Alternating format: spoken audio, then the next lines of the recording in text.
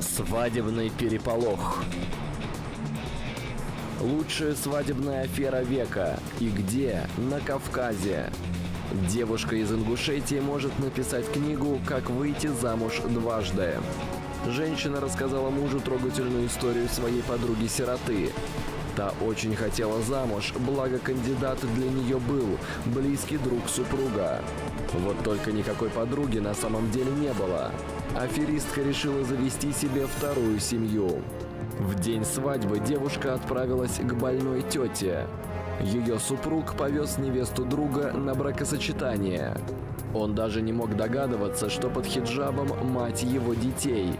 Обман раскрылся во время торжества. В салоне красоты женщина немного изменила форму глаз и губ. Родственники ее поначалу не узнали. А первый муж у сестры-беглянки выяснил, умирающей тети нет в помине. Позор покрыл всех, и мошенницу, и первого, и второго мужей.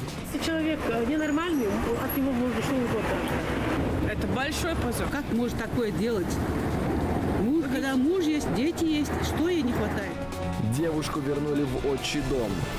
Что заставило ее пойти на смертельный риск?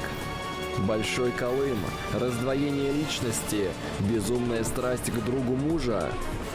Одно можно сказать точно: над этой историей стоит задуматься режиссерам.